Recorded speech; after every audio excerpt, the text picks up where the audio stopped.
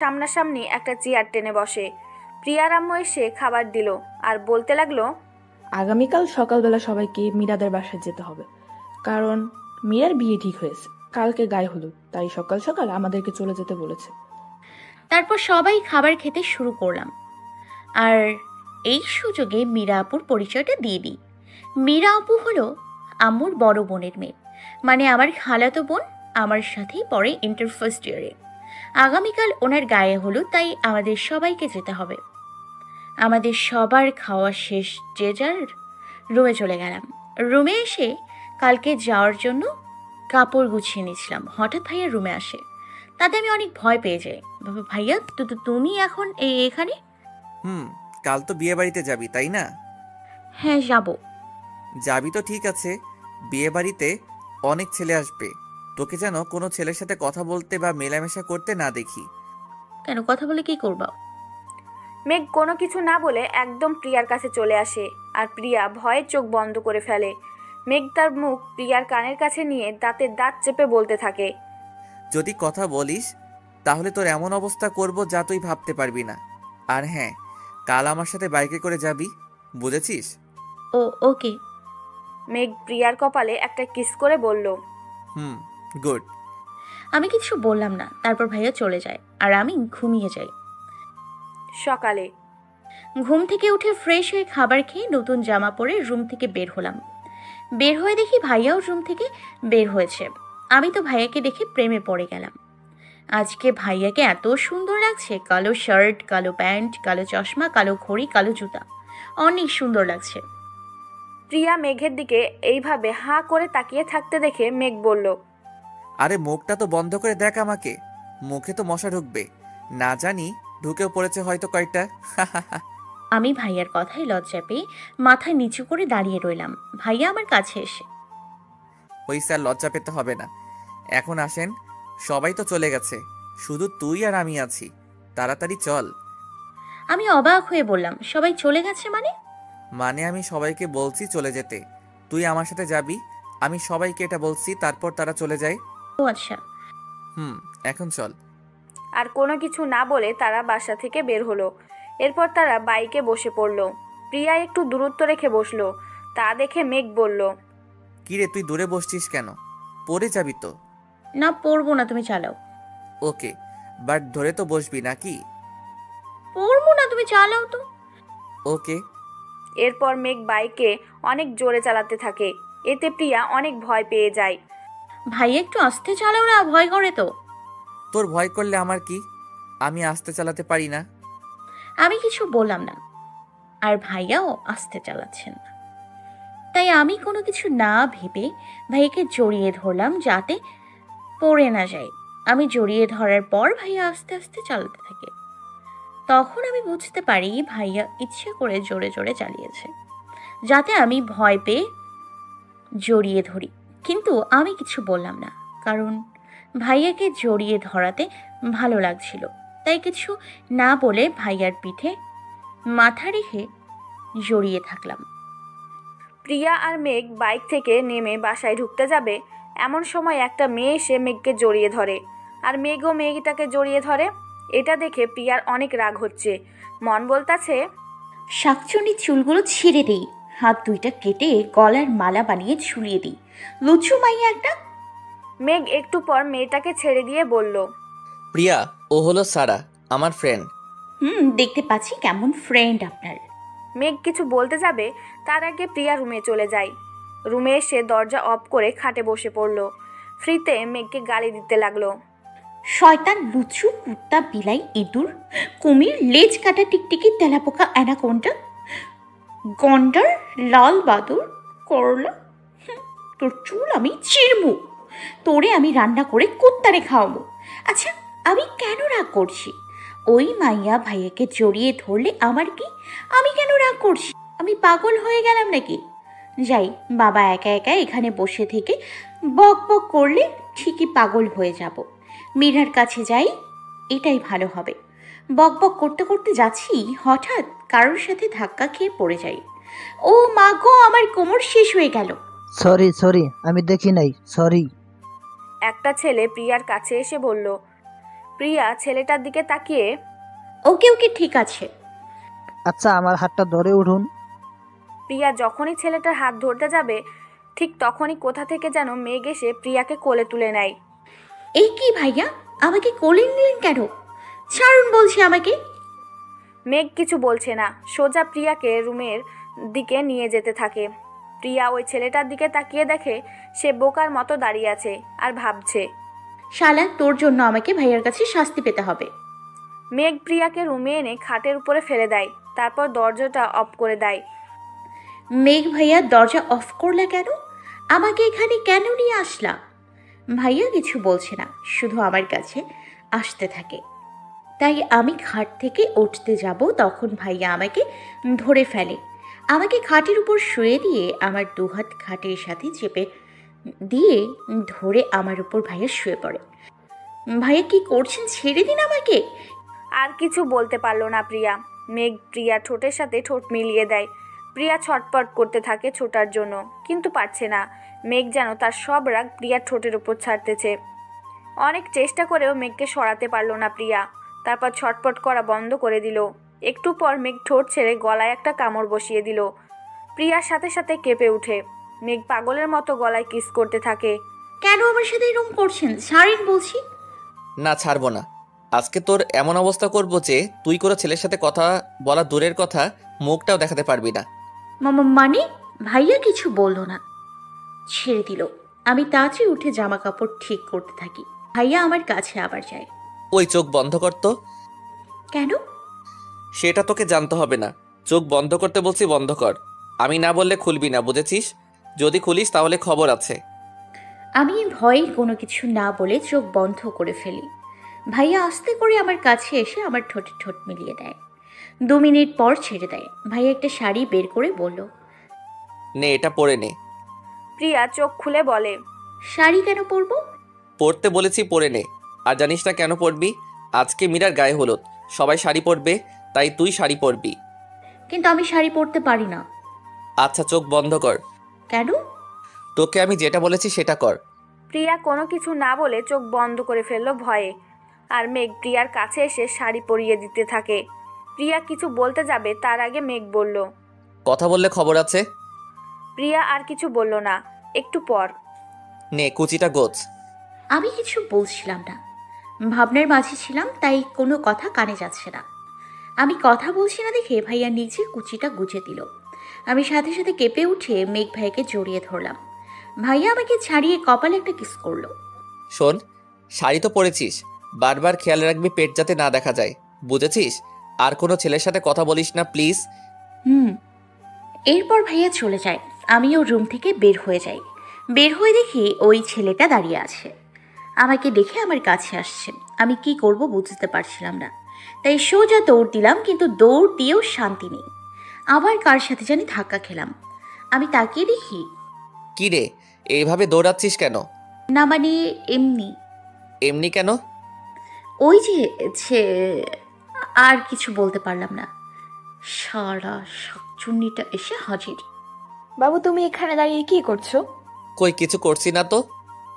তাহলে চলো আমরা একটু ঘুরে আসি। ওকে, চলো। প্রিয়াও তাদের সাথে যাচ্ছিল। তখন মেঘ বলে ওঠে, কি রে, তুই কই যাচ্ছিস? কেন? তোমাদের সাথে যাচ্ছি। আমাদের সাথে যাচ্ছিস মানে? আমরা কি তোকে যেতে বলেছি নাকি যে যাচ্ছিস? এই মেয়ে, তুমি মেঘের বোন হও, বোনের মতো থাকো, আমাদের মাঝে আসো কেন? আমাদের একটু একা থাকতে দাও প্লিজ। যা তো এখান থেকে, আমাদের একটু একা থাকতে দে। চলো বাবু, এখানে দাঁড়িয়ে থেকে সময় নষ্ট না করা ভালো। চলো। মেঘ ও সারা চলে গেল, কিন্তু মেঘ ও সারার কথা শুনে কান্না পাচ্ছে। সব থেকে বেশি কষ্ট পাচ্ছি ভাইয়ার কথা শুনে।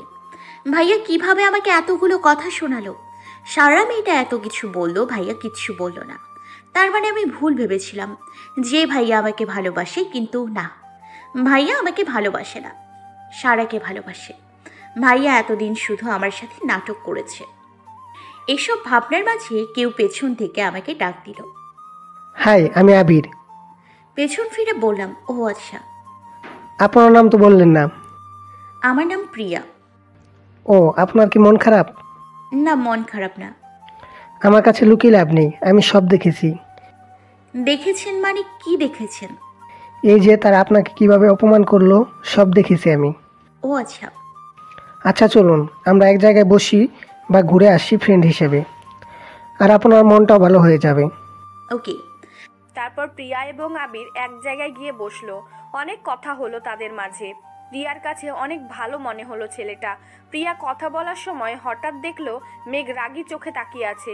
কিন্তু তাকিয়ে থাকলে প্রিয়ার কি? প্রিয়া এখন মেঘকে ভয় পায় না। অনি আমার সাথে যা করেছেন তার জন্য আমি ওনাকে কখনো ক্ষমা করব না। কি এত ভাবছো প্রিয়া? কই কিছু না তো। ও আচ্ছা। আচ্ছা পরে কথা বলবো, আমি একটু রুমে যাই, মাথাটা অনেক ব্যথা করছে। ওকে যাও। আমি আর কিছু না বলে চলে আসছিলাম, কিন্তু হঠাৎ কেউ আমার হাত ধরে টান দিয়ে একটা রুমে নিয়ে গেল। বাবা বাবা ভাইয়া। আমি কেন? অন্য কাউকে আশা করছিলি নাকি? মানে আবিরকে আশা করছিলি নাকি? কি আবোল তাবোল কথা বলছো? হ্যাঁ আমার কথা এখন তোর আবল তাবল মনে হয়? হ্যাঁ, তুমি আবোল তাবোল কথা বলছো তো আবোল তাবোল মনে তো হবে নাকি? ভাইয়া আমার মুখে চাপ দিয়ে ধরে। চুপ, একদম চুপ। আমি সব দেখছি। তুই ওই ছেলেটার উপর কিভাবে হেলে ঢলে পড়েছিস। তোর কতজন লাগে? হ্যাঁ, তোর শরীরে এত চাহিদা থাকলে আমাকে বলতি, আমি মিটিয়ে দিতাম। নাকি আমাকে একা দিয়ে তোর শরীরের চাহিদা মিটবে না তাই আরও খুঁজছিস? তুই নিজে না খুঁজে আমাকে বলতি, আমার বন্ধুদের আমি নিয়ে আসতাম তোর শরীরের চাহিদা মিটিয়ে দিতে, না হয় পতিতালয়ে নিয়ে যেতাম। আর কিছু শুনতে পারছিলাম না, তাই ভাইয়াকে জোরে একটা ধাক্কা দিয়ে সরিয়ে নিলাম। তারপর ভাইয়ার গালে একটা থাপ্পড় বসিয়ে দিলাম। তোর কি মনে হয় আমি তোর মতো খারাপ?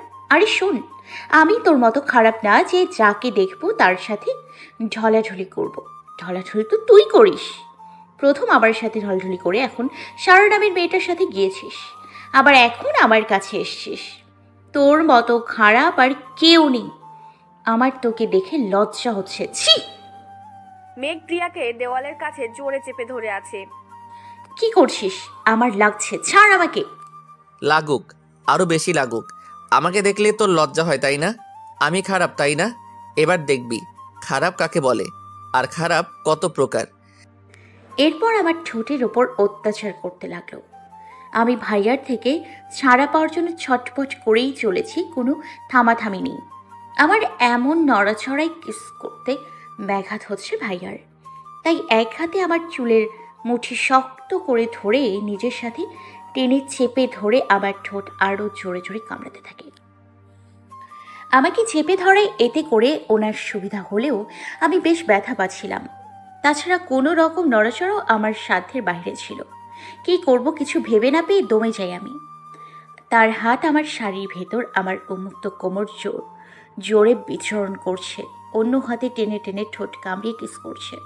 ওনার এমন টানাটানিতে আমার মনে হচ্ছে আজ হয়তো উনি আমার ভেতর ঢুকবে, নয়তো আমাকে ওনার বুকের ভেতর ঢোকাবে। দুইটা যে কোনো একটা করেই দম নেবেন, নয়তো আজকে আমাকে আর ছাড় দেবে না। ভাইয়া এভাবে টানা 10 মিনিট কিস করে ধাক্কা দিয়ে নিচে ফেলে হন হন করে চলে যায়। ভাইয়ের ধাক্কার তাল সামলাতে না পেরে নিচে পড়ে কপালে ব্যথা পাই আমি। প্রিয়ার রুমে বসে বসে কান্না করছে। হঠাৎ প্রিয়ার আম্মু তার রুমে আসলো। কি রে, কান্না করছিস কেন মা? কিছু কি হয়েছে? কই কান্না করছি, চোখে কি যেন পড়েছে, তাই চোখে পানি চলে আসছে। একদম মিথ্যা বলবি না, সত্যি কথা বল, তোর কি হয়েছে যে কান্না করছিস? আরে মীরা যে কাল শ্বশুর বাড়ি চলে যাবে তাই একটু কান্না পাচ্ছে। ও আচ্ছা, আর কান্না করতে হবে না। কান্না করতে করতে চোখ মুখের অবস্থা কি হয়েছে। যা ফ্রেশ হয়ে আয়। ওকে আম্মু। এই শোন, রান্নাঘরে তোর মেঘ ভাইয়ের কফিটা রাখা আছে, যা তো একটু দিয়ে আয়। কেন? আমি কেন যাব? তুমি দিয়ে আসতে পারো না? আমি কাজ করছি, তুই গিয়ে দিয়ে আয় না। ওকে ওকে যাচ্ছি। আমি চলে আসলাম। রান্নাঘরে এসে কফি কাপটা নিয়ে আসতে নিলে হঠাৎ মাথায় দুষ্ট বুদ্ধি আসলো, তাই রান্নাঘরে আবার ফিরে গেলাম। এবার গুনে গুনে 5 চামচ মরিচ, 2 চামচ লবণ দিলাম। এবার বুঝবে চান্দু প্রিয়ার সাথে লাগলে কি হতে পারে। আজকে তোমাকে তেলে বেগুনে জ্বালাবো। কাছে চলে আসলাম। কফির কাপটা হাতে নিয়ে দরজার বাইরে দাঁড়িয়ে উকি মারছি, কিন্তু রুমে কাউকে দেখতে পারছি না, তাই কিছু না ভেবেই রুমে ঢুকে পড়লাম। কফির কাপটা খাটের পাশে টেবিলে রাখতে যাব তখনই মেঘ ভাইয়া ওয়াশরুমের দরজা খুলে বের হলো, আর আমি ভাইয়ার দিকে হা করে তাকিয়ে আছি। গোসলের পর কোনো ছেলেকে এত সুন্দর লাগে জানতাম না। আমি তো প্রেমে পড়ে গেলাম। আমাকে এভাবে হা করে তাকিয়ে দেখে ভাইয়া আমার কাছে এসে হাতে তুড়ি বাজাতে আমার হুঁশ ফিরে। এভাবে হা করে তাকিয়ে আছিস কেন? মুখে মশা ঢুকবে তো নাকি? না মানে কফিটা দিতে এসেছিলাম, রুমে কাউকে দেখতে না পেয়ে কফিটা রেখে যাচ্ছিলাম। তাহলে তাড়াতাড়ি রেখে যা, বিদায় হ। যাচ্ছি, আপনাকে বলতে হবে না, আমি তো আসতে চাই নাই, আম্মু জোর করে পাঠিয়েছে, বুঝেছেন? কফি কি ঠান্ডা হয়ে গেলে দিবি নাকি? হ্যাঁ, এই নিন আপনার কফি। আমি গেলাম। প্রিয়া মেঘের হাতে কফিটা দিয়ে চলে আসছিল, তখনই মেঘের চিৎকার। প্রিয়ার বাচ্চা। না বাবা, এখানে থাকা যাবে না, তাহলে এখান থেকে যেতে হবে, না হয় আমাকে শেষ করে ফেলবে। যেই রুম থেকে বের হব তখনই ভাইয়া আমার হাত ধরে ফেলে। আমি ভাইয়ার দিকে ভয়ে ভয়ে তাকালাম। ভাইয়ার চোখ মুখ লাল হয়ে গেছে মনে হচ্ছে, চোখ দিয়ে শেষ করে ফেলবে। তারপরও সাহস করে বললাম, বাবা ভাইয়া কিছু লাগবে নাকি? লাগলে বলেন, আমি এক্ষুনি নিয়ে আসছি। মেঘ দরজা লাগিয়ে বলল, লাগবে তো। দরজা অফ করলে কেন ভাইয়া? মিষ্টি খাবো তাই। ওকে, আমি নিয়ে আসছি। আমি ওই মিষ্টির কথা বলছি না, আমি তো তোর ঠোঁটের মিষ্টির কথা বলছি। মানে? আচ্ছা, আগে বল তো কফিতে কি মিশিয়েছিস? কই কিছু মিশাইনি তো ভাইয়া। ও সত্যি কিছু বিশেষ তাই? না, কিছু মিশাইনি। জানিস, কফিতে সব ঠিক ছিল, বাট মিষ্টিটা কম হয়ে গেছে। তবে সমস্যা নাই, তোর ঠোঁট তো আছে তাই না? মানে কি? প্রিয়া আর কিছু বলতে পারল না, কারণ প্রিয়ার ঠোঁট জোড়া নিজের করে নিল মেঘ। প্রিয়া ছটপট করছে, কিন্তু মেঘ ছাড়ার নামই নিচ্ছে না। এখন প্রিয়ার নিজের উপর নিজের রাগ হচ্ছে, কেন যে মেঘকে রাগাতে গেল, ওনাকে জ্বালাতে গিয়ে এখন নিজেই মরতাছে। তারপর জোরে ধাক্কা মেরে, আপনার সমস্যাটা কি? হ্যাঁ, আপনি কেন আমার সাথে এমন করছেন? তোর সাহস কি করে হয় আমাকে ধাক্কা দেওয়ার? চুপ, একদম চুপ, গলা নামিয়ে কথা বলো, না হয় আমি চিৎকার করব। ও আচ্ছা, তাই নাকি? তুই মেঘকে ভয় দেখাস? হা হা হা। আমি লুচু দেখেছি, কিন্তু তোর মতো লুচু জীবনে দেখিনি। তুই কি ভাবছিস আমি কিছু বুঝি না? হ্যাঁ, তুই যে গাছও খেতে চাস, আবার গাছের গোড়াও। আচ্ছা, আমি তো তোর কাকাতো বোন হই, তাহলে তুই আমার সাথে এসব কি করে করছিস? হ্যাঁ, চুপ ফাজিল, একদম বোন বলবি না, বুঝেছিস? আর আমি তোকে বোনের মতো দেখি না, তাই এইসব করি। আর হ্যাঁ, ভাবিস না যে আমি তোকে ভালোবাসি। মানে কি বলতে চাও? মানে হলো আমি তোকে ভালোবাসি না, আমি তো মীরার সাথে বাজি ধরে এইসব করছি। বাজি? কিসের বাজি? আরে বোকা মেয়ে কোথাকার, মীরা বলেছিল তুই নাকি কোনো ছেলেকে পাত্তা দিস না আর কখনো কাউকে ভালোবাসবি না। তখন আমি মীরাকে বলেছিলাম আমি তোকে আমার প্রতি দুর্বল করতে পারবো, তুই আমাকে ভালোবাসবি। কিন্তু মীরা আমার সাথে বাজি ধরে বলে আমি পারবো না। বাট আমি জিতে গেছি, কারণ আমি খুব ভালো করে জানি তুই আমাকে ভালোবাসিস। আজ আমি অনেক খুশি, আমি বাজিতে জিতে গেছি। প্রিয়া মেঘের গালে একটা থাপ্পড় দিয়ে দিল। শুধুমাত্র বাজিতে জেতার জন্য আমার সাথে এত নাটক করলি? মেঘ প্রিয়ার চুলের মুঠি ধরে বলল। তোর সাহস কি করে হলো আমাকে থাপ্পড় দেওয়ার? বলেই মেঘ প্রিয়াকে দুই গালে আবার দুইটা থাপ্পড় দিয়ে চলে গেল। আমি রুমে কান্না করছি আর বলছি, কেন মেঘ, কেন আমার সাথে এমন করলে? আমার সাথে আমি তোমার কি ক্ষতি করেছি? কান্না করতে করতে ছাদে চলে যাই। বৃষ্টি পড়ছে, তাই বৃষ্টিতে ভিজতে গেলাম। বৃষ্টির সাথে বয়ে যাচ্ছে আমার চোখের জল। বৃষ্টিতে ভেজার জন্য ভীষণভাবে কাঁপছি। হঠাৎ কাঁধে কারোর স্পর্শ পেয়ে পেছন ফিরে তাকাতেই দেখলাম আবির ভাইয়া দাঁড়িয়ে আছে। কাঁপতে দেখে শান্ত গলায় বলল, বৃষ্টিতে কেন বিচ্ছ, রুমে যাও। প্রিয়া কিছু না বলে ওভাবেই দাঁড়িয়ে রইল। কথা কানা যাচ্ছে না তোমার? ভিজে তো বারবার কেঁপে উঠছ, চলো রুমে চলো। তারপর আবির প্রিয়ার হাত ধরে টেনে রুমে নিয়ে আসে। যাও তাড়াতাড়ি গিয়ে ফ্রেশ হও, না হয় জ্বর উঠবে। প্রিয়া কিছু বলল না, ফ্রেশ হতে চলে গেল ওয়াশরুমে। ফ্রেশ হয়ে রুমে এসে দেখে আবির তার রুমে খাটের উপর বসে আছে। তারপর প্রিয়াকে দেখে বলল, এখানে এসে বসো। প্রিয়া কিছু না বলে আবিরের পাশে গিয়ে বসলো। অনেক ক্লান্ত লাগছে, তাই কিছু না বলে শুয়ে পড়ল। আবির প্রিয়ার কাছে এসে গালে হাত দিয়ে কিছু বলতে যাবে, তার আগে প্রিয়া বলে ওঠে, কি করছেন? গালে হাত দিচ্ছেন কেন? গালে থাপ্পড়ের দাগ বসে আছে, তাই একটু ভালো করে দেখছি। আমি কিছু বললাম না, চুপ করে বসে রইলাম। আচ্ছা, বৃষ্টিতে কেন ভিজছিলে? ইচ্ছে হয়েছে তাই। ও আচ্ছা, বুঝলাম। কিন্তু থাপ্পড়টা কে দিয়েছে জানতে পারি? আপনাকে কেন বলবো? আপনি আমার কে যে আপনাকে সব বলতে হবে? ধরো তোমার বেস্ট ফ্রেন্ড, বিশ্বাস করে বলতে পারো কি হয়েছে, আর বললে তোমার মনটা একটু হালকা হবে। কিছু হয়নি। তুমি না বললেও আমি সব জানি। কি জানেন আপনি?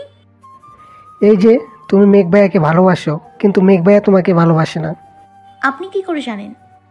আমি মিরার রুমে যাচ্ছিলাম, কিন্তু মিরার রুমের দরজা কাছে গিয়ে শুনতে পাই মেঘের কণ্ঠ, আর তোমাকে নিয়ে কি যেন কথা বলছে আর হাসছে। তোমাকে নিয়ে কি যেন বলতে শুনতে থাকলাম, আর সব জেনে ফেললাম যে মেঘ মীরার সাথে বাজি ধরে তোমার সাথে নাটক করেছে এতদিন। আবিরের কথা শুনে প্রিয়া কান্না করতে থাকে।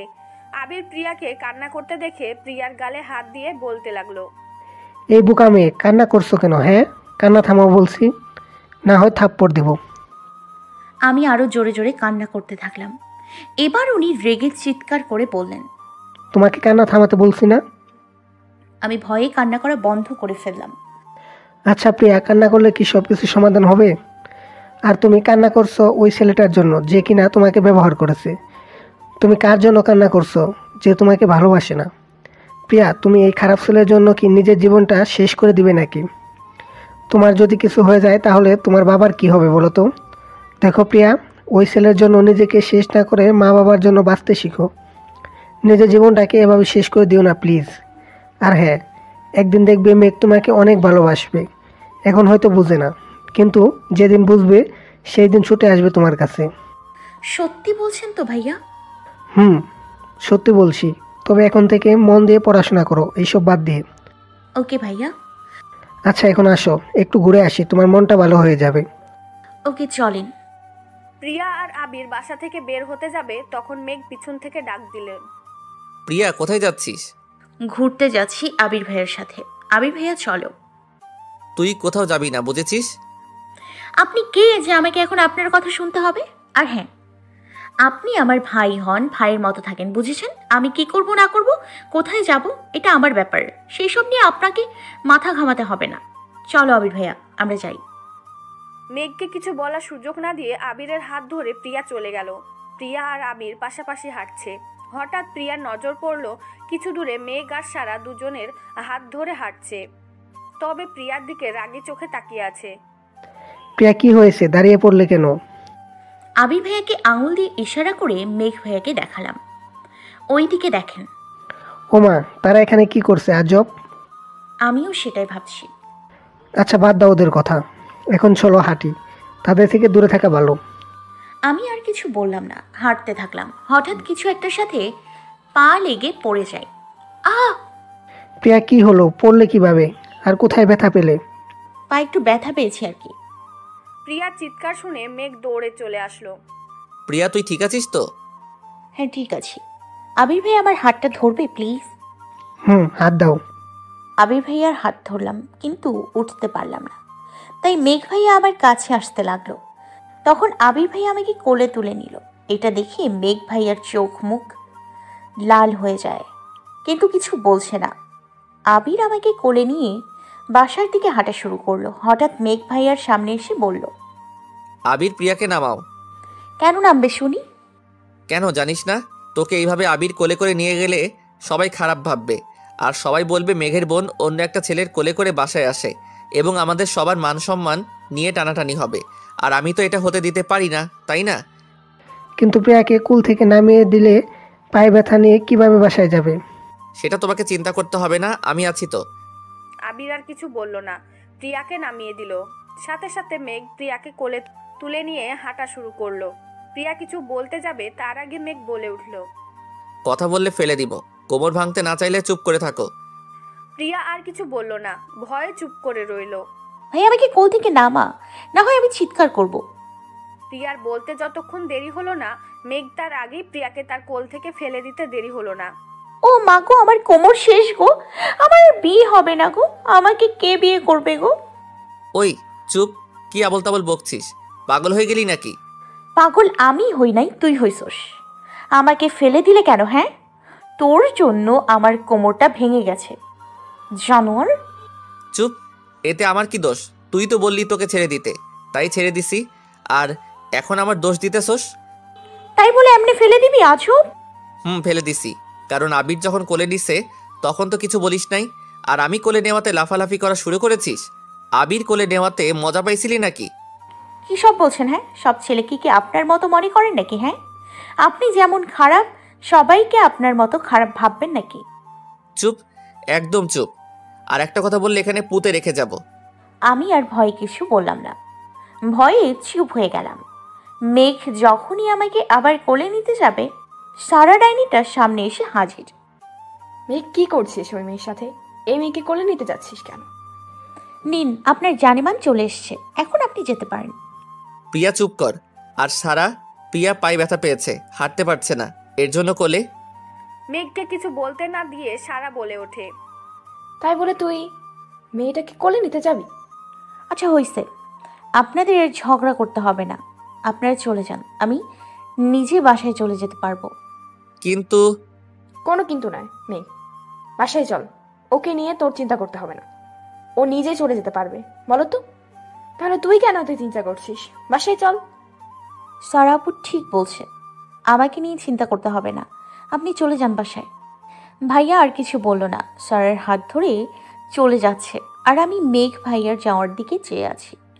মেঘ ভাই কি করে এটা করতে পারলো?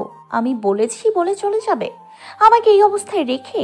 আমার কথা একবারও ভাবলো না যে আমি এই অবস্থায় কি করে বাসায় যাব? আর আবির ভাইয়াও চলে গেছে, আমি এখন কিভাবে বাসায় যাব? পায়ে কোমরে অনেক ব্যথা করছে, উঠতেও পারছি না। একা এই নির্জন জায়গায় অনেক ভয় করছে। না, এখানে বসে থাকলে চলবে না, আমাকে যে করে হোক বাসায় যেতে হবে। আমি যখনই উঠতে যাব তখন কেউ আমার হাতটা ধরে ফেলে। হঠাৎ কেউ আমার হাতটা ধরাতে অনেক ভয় পেয়ে যাই। কে আমার হাত ধরেছে দেখার জন্য আস্তে আস্তে মাথাটা উপরে উঠাই। আমি লোকটাকে দেখে অনেক খুশি হয়ে যাই, সাথে সাথে তাকে জড়িয়ে ধরে কান্না করে দেই। কি হয়েছে, এভাবে কান্না করছো কেন প্রিয়া? আপনি বাসায় যাননি এখনো? চলে গেছিলাম, কিন্তু বাসায় গিয়ে দেখি তুমি এখনো আসো নাই। আমি আবার বাসা থেকে বের হতে যাব, তখন দেখি মেঘ আর সারা বাসার ভেতর আসছে। আমি তাড়াতাড়ি মেঘের কাছে গিয়ে বলি, প্রিয়া কোথায়? তখন সারা বলল, তুমি পিছনে আসতেছো। আমিও আর কিছু না ভেবে তোমাকে খুঁজতে খুঁজতে চলে আসি, কিন্তু তুমি এখানে এভাবে বসে আছো কেন? শয়তানটার কোল থেকে ফেলে দিয়ে চলে যায়। কি? এখন বকবক না করে বাসায় চলেন। আচ্ছা চলো। আবির হয়ে হাত বাড়িয়ে দিল, আমি আর কিছু না বলে হাত ধরে উঠে গেলাম। আবির ভাইয়ার হাত ধরে আস্তে আস্তে বাসায় চলে আসলাম। বাসায় এসে দেখি মেঘ ভাইয়া ও সারা কথা বলছে আর জোরে জোরে হাসছে। আমি কিছু বললাম না, দেখেও না দেখার ভান করে আবির ভাইয়ার সাথে রুমে যেতে লাগলাম। হঠাৎ আম্মু সামনে এসে দাঁড়ালেন, তাই আমি বললাম, সামনে এসে দাঁড়িয়েছো কেন এভাবে? আগে বল, তোর পায়ে কি হয়েছে মা? এইভাবে হাঁটছিস কেন? না, একটু ব্যথা পাইছি আর কি। কিভাবে ব্যথা পেলি রে মা? আন্টি পরে না হয় বলবো, এখন একটু প্রিয়াকে রুমে যেতে দেন, একটু রেস্ট নেক, আর একটু বরফ দিন প্রিয়ার পায়ে দেওয়ার জন্য। ওকে যাও, আমি বরফ নিয়ে আসছি। আবির ভাইয়া আর কিছু বলল না, আমাকে রুমে নিয়ে আসলেন, তারপর খাটে বসিয়ে দিলেন। রুমে আসার সময় মেঘ ভাইয়ের দিকে একবার তাকিয়েছিলাম, দেখলাম উনি কেমনভাবে তাকিয়ে আছে। তাতে আমার কি? আমি আর ওনার কথা ভাববো না, এখন থেকে আমি নিজের মতো চলবো, আর ওনার কথা ভেবে কষ্ট পাবো না। আমি আমার মতো থাকবো, ওনাকে দেখলে না দেখার ভান করে থাকবো, কথাও বলবো না। এখন থেকে আমি ওনার থেকে দূরে দূরে থাকবো। দেখেছিস তুই প্রিয়ার চিন্তা করে মরে যাচ্ছিলি, আর এই মেয়া দেখ কিভাবে আবিরের হাত ধরে বাসায় চলে যাচ্ছে। তোকে দেখেও না দেখার ভান করে চলে গেল। তখন তোকে চলে আসতে বলেছে, যাতে মায়া আবিরের সাথে ঢলাঢলি করে আসতে পারে, বুঝছিস? বাদ দে তো এসব কথা, এমনিতেই মাথা অনেক গরম হয়ে আছে, তার উপর এইসব কথা বলছিস তুই। আরে সারা আর কিছু বলতে পারলো না, মেঘ উঠে চলে যায়।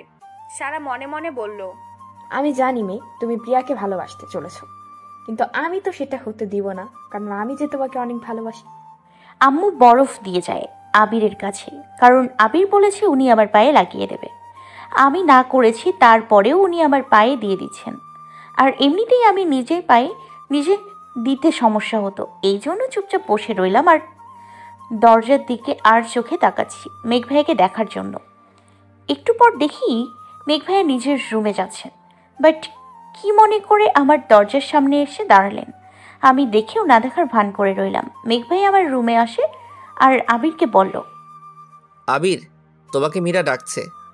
ও আচ্ছা, প্রিয়া তুমি একটু বসো, আমি মীরার সাথে দেখা করে আসছি। ওকে যান। আবির চলে যাওয়ার সাথে সাথে মেঘ দরজাটা অফ করে দিয়ে প্রিয়ার কাছে চলে যেতে থাকে। তখনই প্রিয়া বলে ওঠে, ভাইয়া দরজাটা অফ করলে কেন? আর এভাবে কাছে আসছো কেন? উনি কিছু না বলে আমার কাছে বসে কোমর জড়িয়ে ধরলেন। কি কি কি করছি বাকি কথা বলতে পারলাম না। মেঘ আমার ঠোঁট নিজের করে নিল। কিছুটা সময় পর প্রিয়া মেঘকে ধাক্কা দিয়ে দিল। এতে একটু সরে যায় মেঘ। প্রিয়া ছাড়া পেয়ে বলতে শুরু করলো, কেন আমার সাথে এমন করছেন আপনি? কেন বারবার আমাকে কষ্ট দিচ্ছেন? আমাকে তো আপনি ভালোবাসেন না, তাহলে কেন বারবার আমার কাছে আসেন? আপনার সমস্যাটা কি? মেঘ মনে মনে বলল, আমি তোর সাথে এমন করি কারণ আমি তোর সাথে কোনো ছেলেকে সহ্য করতে পারি না রে। আমি যে তোকে অনেক ভালোবাসি। হ্যাঁ, এটা সত্যি যে আমি বাজি ধরে তোর সাথে নাটক করছি, বাট আমি তোকে সত্যি অনেক ভালোবাসি। আর তখন তোকে ওখানে ফেলে আসতে চাই নাই রে। তখন সারা চলে আসছিল, আর সারা যদি একবার জানতে পারে আমি তোকে ভালোবাসি, তাহলে যে তোকে হারাতে হবে। আর সেটা তোর বাবার কারণে। তোর বাবা যে আমাকে সন্দেহ করছে যে তোর সাথে আমার কিছু আছে কিনা তা জানার জন্য সারাকে আমার পিছনে লাগিয়ে রাখছে তোর বাবা। তোর বাবা জানতে পারলে যে তোকে আমার কাছ থেকে নিয়ে নিবে, আর আমি তো সেটা হতে দিতে পারি না। তুই আর কিছুদিন নিজেকে সামলে রাখ। আমি কিছুদিনের ভিতরে নিজে একটা বিজনেস দিব, তারপর তোকে আমার করে নিব। তখন তোর বাপ কিছু বলবে না। এখন তোর বাপে বিজনেসে কাজ করি তো, তাই কোনোদিন মেনে নিবে না। যখন নিজের বড় একটা বিজনেস থাকবে তখন আর কিছু বলবে না। আর কিছুদিন সহ্য কর প্লিজ। প্রিয়া মেঘকে কথা বলতে না দেখে রেগে গিয়ে বলল, কি সমস্যাটা কি? কথা বলছেন না কেন? কেন আমার সাথে আপনি এমন করছেন? কোন অধিকারের উপর জোর দেখাচ্ছেন? মেঘ রেগে প্রিয়ার দুই বাহু জোরে চেপে ধরে বলতে থাকে, অধিকার অধিকার অধিকার? আমার কি অধিকার? তাহলে শোন, আমার তোর উপর সম্পূর্ণ অধিকার আছে। এমনকি তোর উপর তোর নিজের অধিকার নাই। সব অধিকার আমার। আর হ্যাঁ, আবির সাথে যাতে তোকে আর না দেখি, তাহলে আমার থেকে খারাপ আর কেউ হবে না, বুঝেছিস? কিছু বলতে যাব মেঘ ভাইয়া আমাকে থামিয়ে বলল, প্লিজ তুই আমার কথা মতো চল, দেখবি আমি তোকে আর কষ্ট দিব না, প্রমিস। আমি কিছু বললাম না, চুপ করে রইলাম। আমাকে চুপ থাকতে দেখে উনি আর কিছু বলল না। এরপর উনি আমার কপালে একটা কিস করে, তারপর পায়ে যে জায়গায় ব্যথা পেয়েছি সেই জায়গায় কিস করে। আমি সাথে সাথে পা সরিয়ে বললাম, কি কি কি কি করেছে কি কি করছেন এসব? কানা নাকি? দেখছো না কি করছি? আমি আর কিছু বললাম না, চুপ করে রইলাম। আমাকে চুপ করে থাকতে দেখে আমার পাশে এসে বসলেন। প্রিয়া, আমি জানি তোর মনে কি চলছে, তাই এসব বাদ দিয়ে মন দিয়ে পড়াশোনা কর। আর একটু ধৈর্য ধর, সব ঠিক হয়ে যাবে পরে। এখন নিজে শরীরের যত্ন নে প্লিজ। এই 2 দিনে নিজের কি অবস্থা করেছিস, তোর কি খেয়াল আছে? এখন থেকে নিজের খেয়াল রাখবি, বুঝেছিস? ঠিক মতো সবসময় খাবার খাবি, ওকে? আচ্ছা এখন বাই। কেউ একসাথে 2 জনকে দেখলে অনেক সমস্যা হতে পারে। বাই। আমি কিছু বললাম না, ভাইয়া চলে গেল। ভাইয়া চলে যাওয়ার পর দরজা অফ করে দিয়ে খাটে শুয়ে পড়লাম। একটু পর আম্মু দরজার কাছে এসে ডাক দিলেন, প্রিয়া, এই প্রিয়া, খাবার নিয়ে এসেছি, দরজাটা খোল। দরজা খুলে পড়লাম। আমি খাবার এখন খাবো না আম্মু। আম্মু তুমি খাবার নিয়ে চলে যাও। কেন খাবি না? এমনি। মন খারাপ তোর? না তো, মন খারাপ থাকবে কেন? আমি তোর মা, বুঝেছিস? আমাকে মিথ্যা বলে লাভ নেই, আমি সব বুঝি।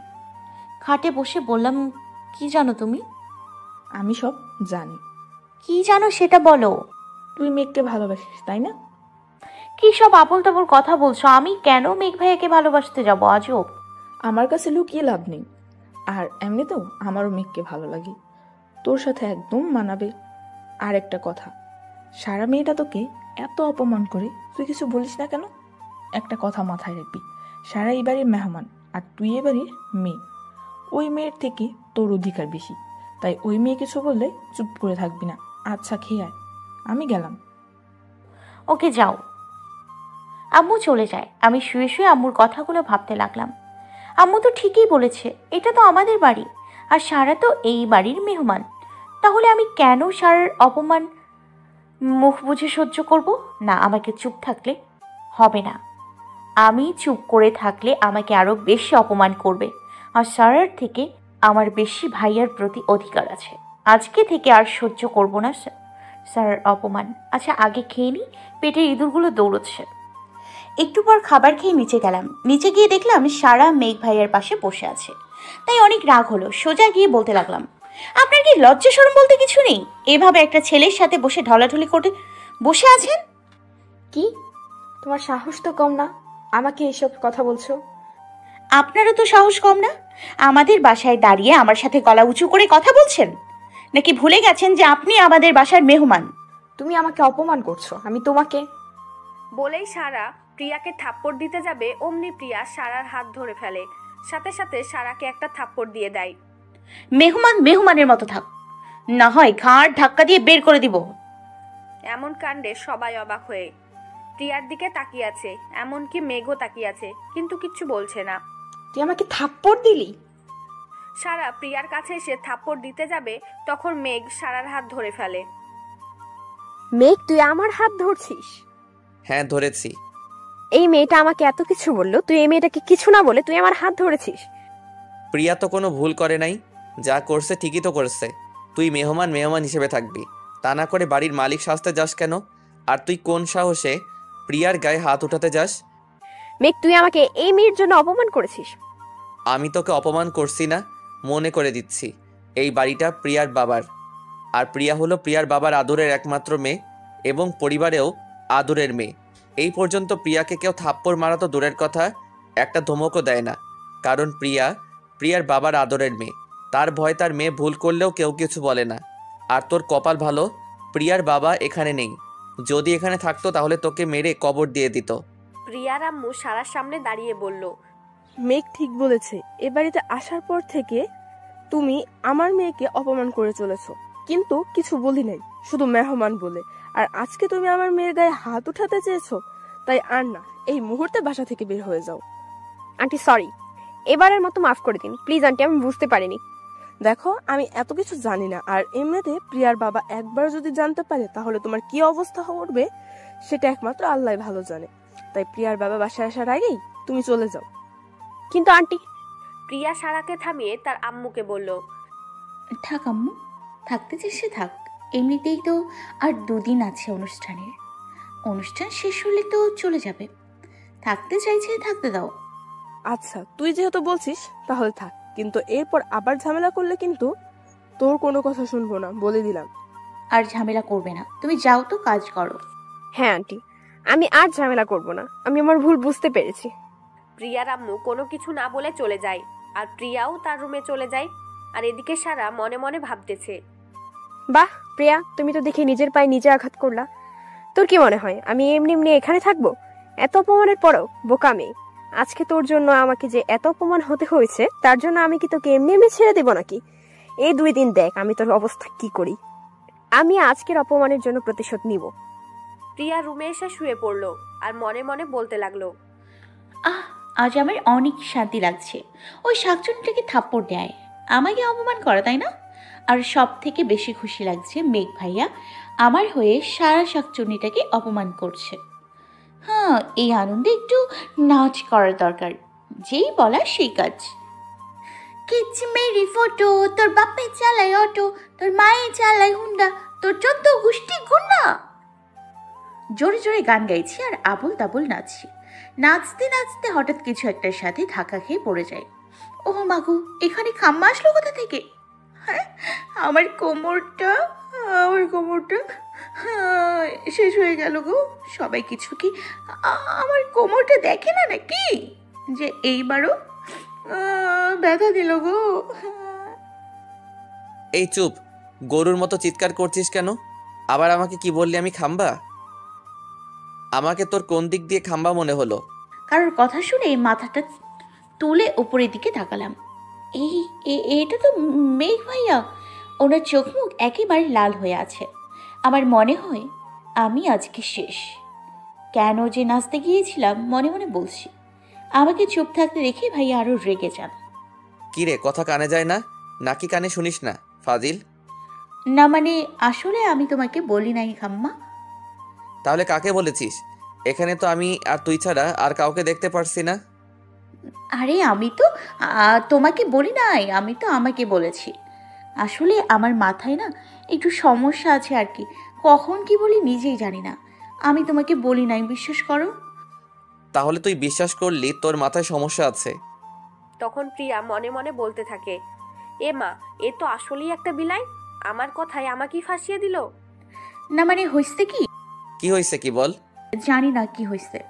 ও আচ্ছা, তাই নাকি? ও ভাইয়া, এভাবে কাছে আসছিস কেন? কেন, আসলে ভয় পাস নাকি? ভয় পাবো কেন?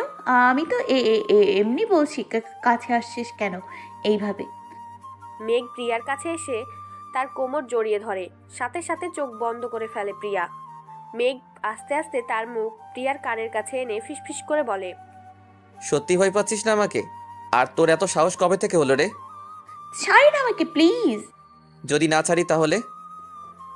আমি চিৎকার করব, ছাড়েন প্লিজ। আচ্ছা, তাহলে চিৎকার কর, আমি একটু শুনি। আম্মা আম আর আম আর চিৎকার করতে পারলাম না। মেঘ ভাই আমার ঠোঁট জোড়া দখল করে নিল। কি আজব লোক রে বাবা, যখন সুযোগ পায় তখনই হামলা করে, ভালোবাসে না, আবার কাছে আসে লুচ্চামি একটা। প্রায় 20 মিনিট পর মেঘ প্রিয়াকে ছাড়লো। কি সমস্যা কি তোর ভাইয়া, সুযোগ পেলেই হামলা করিস?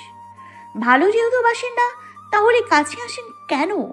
হ্যাঁ, সবসময় না মুখের কথা সত্যি হয় না রে, তাই মুখের কথা সবসময় বিশ্বাস করা ঠিক না। ওকে বাই, আমি আর তোর কাছে আসবো না, তুই যেহেতু সহ্য করতে পারিস না। ভালো থাকিস, বাই। মেঘ ভাইয়া দূরে চলে গেল, বাট সমস্যা নেই, উনি তো মনে হয় রুমে গেছে। আমি জানি মেঘ ভাইয়া তুমি আমাকে ভালোবাসো, কিন্তু তুমি মুখ ফুটে বলো না, বাট সমস্যা নেই, আমি যে করেই হোক তোমার মুখ থেকে ভালোবাসি কথাটা বের করব। ভাইয়ার রুমে চলে গেলাম। আমি রুমের ভেতর ঢুকে গিয়ে দেখি উনি মাথাটা নিচু করে বসে আছে। আমি ওনার পাশে গিয়ে বলতে লাগলাম, বুক চিনচিন করছে হাই, মন তোমায় কাছে যায়, বুক চিনচিন করছে হাই, মন তোমায় কাছে যায়।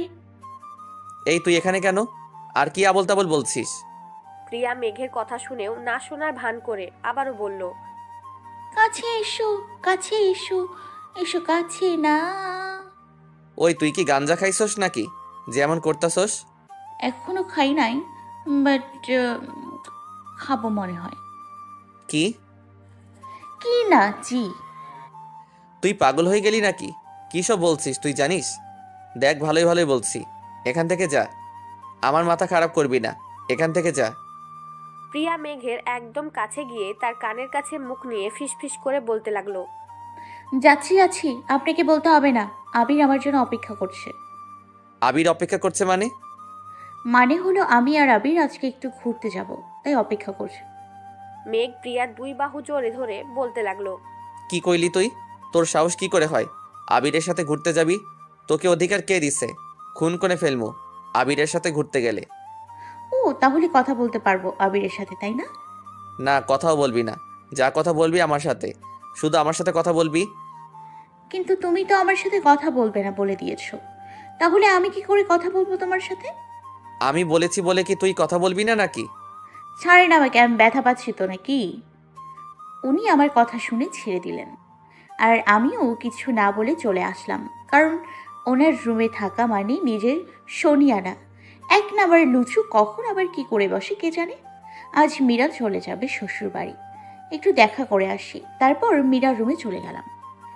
ওই মীরা, একা একা রুমে বসে কি করছিস? ভালো লাগছে না রে তোদের ছেড়ে যেতে, অনেক কষ্ট লাগছে রে। ও আচ্ছা, তাই বুঝি, তাহলে এক কাজ কর, বিয়ে করিস না। কি পাগল হয়ে গেলি নাকি?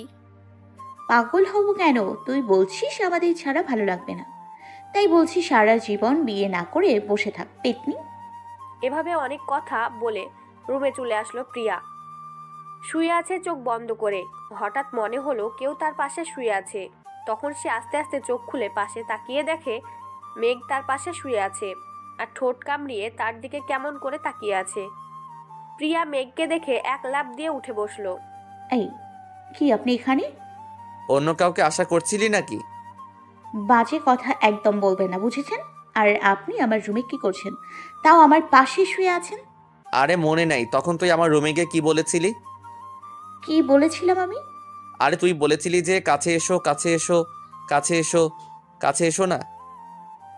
আরেকটা বলেছিলি যে বুক চিনচিন করছে, হাই মন তোমার কাছে চাই। তখন তো কাছে আসতে পারি নাই, তাই এখন কাছে আসলাম। মানে মানে আবার কি? তুই কাছে আসতে বলেছিস তাই কাছে আসছি। এই দেখেন, একদম আমার কাছে আসবেন না। তখন তো আমি মজা করে গান গাইছি, তাই বলে কাছে আসতে হবে নাকি?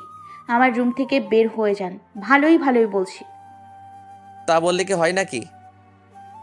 আমাকে পাগল করে এখন আপনি আরামে শুয়ে থাকবেন, তা আমি কি করে হতে দেই? এই দেখুন। কখন থেকে দেখতেছি তো। তবে আরো কিছু দেখালে দেখা, আমি দেখার জন্য রেডি আছি। মানে মানে তুই নিজের দিকে একবার দেখ, তাহলে বুঝবি। মেঘ ভাইয়ের কথায় নিজের দিকে তাকালাম, আর তাকিয়ে দেখি আমার গায়ে ওড়না নেই। আমার তো খেয়ালই নেই যে আমার গায়ে ওড়না ছিল না। তাড়াতাড়ি ওড়না গায়ে দিয়ে দিলাম। কি লজ্জা, কি লজ্জা! ওনার দিকে তাকালাম, উনি আমার দিকে তাকিয়ে ঠোঁট কামড় দিয়ে আসছে। আমি সাথে সাথে মাথা নিচু করে ফেললাম। কি রে, চুপ করে আছিস কেন? কি দেখাবি? তাড়াতাড়ি দেখা। আপনি আসলে একটা... মেঘ প্রিয়াকে থামিয়ে বলল। আমি জানি আমি অনেক ভালো। ওইসে আপনি ভালো, আপনি তো একটা লুচু। ও, তাহলে একটা লুচোগিরি করা যাক। কি? এই একদম না, আমার কাছে আসলে কিন্তু অনেক খারাপ হয়ে যাবে। কেন বাধা দিচ্ছিস? আমি তো লুচো, তাই একটু লুচো করে ফেলি। এই একদম আমার কাছে আসবেন না। চুপ, একদম চুপ। প্রিয়া ভয়ে চুপ করে রইল, আর মেঘ আস্তে আস্তে প্রিয়ার কাছে এসে গালে হাত দিয়ে কপালে ঠোঁট ছুঁয়ে দিল। কবে তুই সবকিছু বুঝবি বলতো?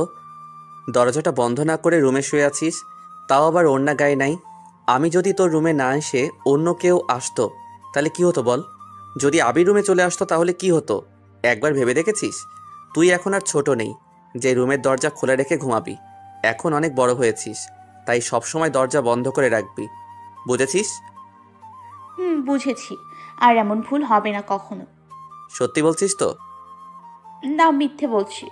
আচ্ছা, রাগ করিস না, চল তোকে আজকে ঘুরতে নিয়ে যাব, তাই যা ফ্রেশ হয়ে আয়। সত্যি ঘুরতে নিয়ে যাবে? সত্যি।